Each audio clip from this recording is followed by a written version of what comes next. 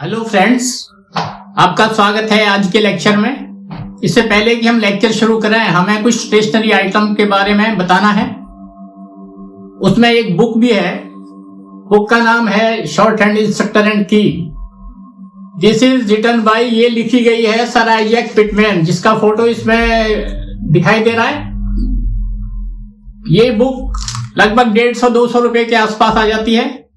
इसके साथ साथ हमें एक दूसरा आइटम चाहिए, वो है शॉर्ट हैंड नोटबुक। ये लाइनदार एक नोटबुक होती है। और तीसरा आइटम है पेंसिल, शॉर्ट हैंड पेंसिल। ये अलग से शॉर्ट हैंड के नाम से पेंसिल आती है। ये हमें शॉर्ट हैंड लिखने के लिए जरूरी है।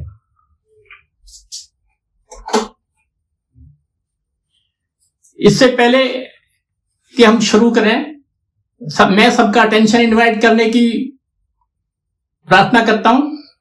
जैसे कि आप जानते हैं ABCD जो है A से शुरू होता है, लेकिन पिटमैन शॉर्ट हैंड में ये P से शुरू होता है और इसके अलग से अल्फाबेट हैं। अल्फाबेट्स में ये 26 अल्फाबेट हैं। इनमें कुछ स्ट्रेट स्ट्रोक्स हैं, सीधे लिखे जाते हैं, और कुछ घुमा के कर्ज के रूप में लिखे जाते हैं। इन अल्फाबेट में जोड़ा है, पहला अक्षर लाइट कम स्ट्रेस डाल के बोला जाता है, जबकि बी जो है वो थोड़ा ज्यादा स्ट्रेस बोल के लिखा जाता है। तो आओ हम इनको लिखने का अभ्यास करें। कैसे लिखते हैं?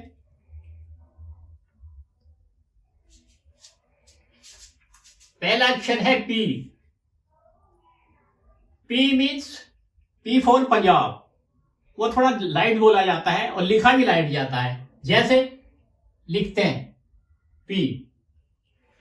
ये एक स्लांटिंग वे में एक ढलान के रूप में सीधी लाइन है और इसको हल्के इंप्रेशन से लिखा जाता है।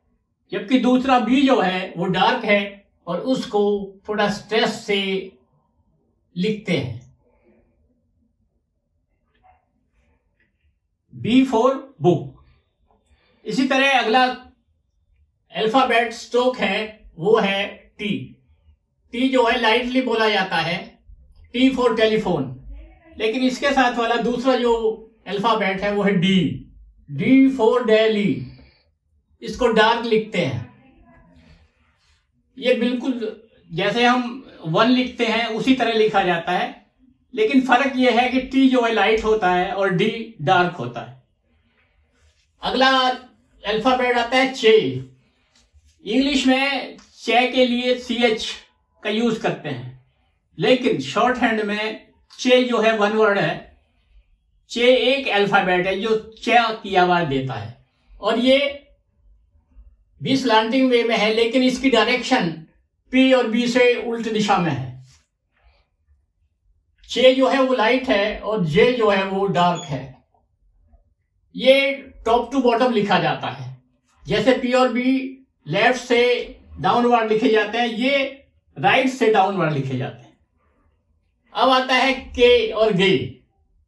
के जो है वो सीधा अक्षर है लेकिन लाइट है, और इसके साथ वाला जो है वो गे है। इसको हम थोड़ा स्ट्रेस से डार्क लिखते हैं।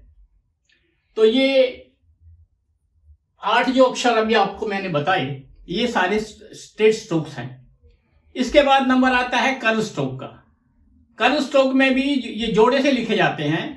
एक लाइट इंप्रेशन से लिखा जाए, दूसरा डार्क से लिखा जाता है। तो देखते हैं कर्व कैसे लिखते हैं।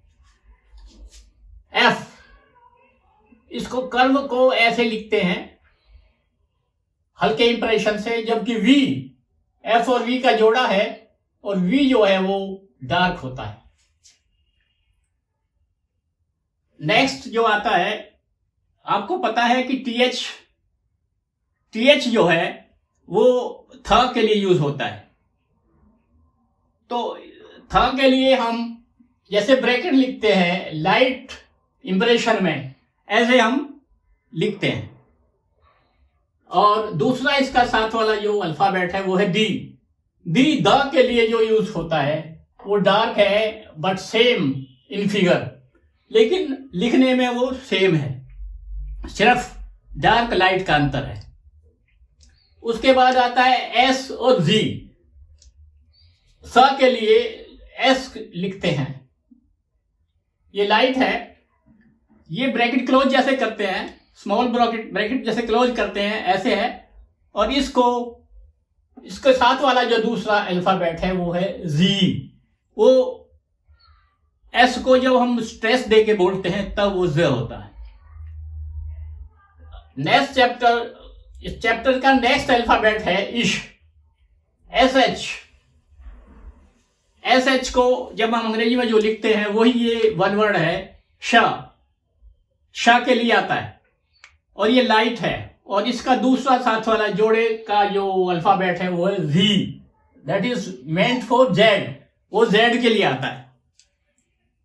आपने सुना होगा जेड में, जे में हिंदी में अल्फाबेट में जो नीचे बिंदी लिखी होती है वो जेड की वाली होती है।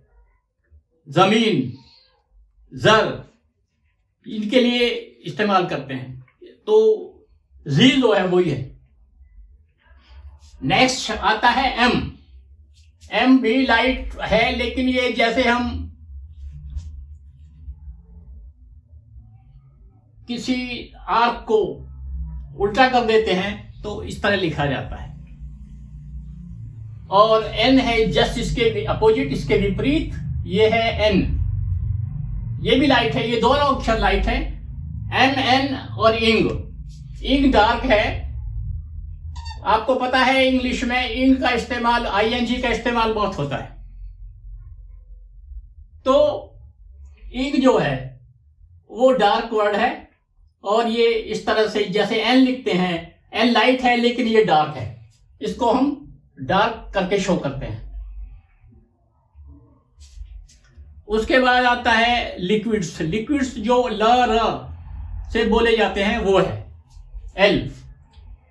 एल जो एल फॉर लेग, एल जो है वो अपवर्ड लिखा जाता है, नीचे से शुरू करके ऊपर को लिखा जाता है। लेकिन आर जो है इसके जस्ट अपोजिट है, वो ऊपर से शुरू करके नीचे की तरफ लिखा जाता है। ये भी एक आर्क है, एक चाप की तरह ही है। एंड नेक्स्ट वन इज, अगला है रे जो है ये भी र की आवाज देता है, लेकिन कुछ केसेस में हम आर का यूज करते हैं, जबकि दूसरे कई मामलों में हम रे का इस्तेमाल करते हैं। वे जो है वो अपवर्ड स्ट्रोक है, जैसे हॉकी की स्टिक होती है उसको ऊपर की तरफ लिखने से वे बन जाता है। दैट इज मेंट फॉर, वो डब्ल्यू के लिए इस्तेमाल होता है। अंग्रेजी अल्फाबेट में डब्ल्यू जो काम करता है वही वे करता है। और अगला जो स्ट्रोक है वो है ये इज मेंट फॉर वाई के लिए हम ये का इस्तेमाल करते हैं। ये भी से अपवर्ड है, लेकिन इसकी जो घुंडी है, इसका जो बेंड है वो दूसरी तरफ है, नीचे की तरफ है। नेक्स्ट जो एस्पिरेट आता है वो है एच ह के लिए जो हिंदी अल्फाबेट में आता है, या इंग्लिश में एच जो आता है वही हे है। लेकिन ये हे दो तरह का होता है, एक अपवर्ड होता है, एक डाउनवर्ड होता है। कुछ केसों में अब हम एच अप का इस्तेमाल करते हैं, हे का अप का इस्तेमाल करते हैं, जबकि कुछ केसेस में हम हे डाउनवर्ड का इस्तेमाल करते हैं, जो इस प्रकार है। देखिए जरा,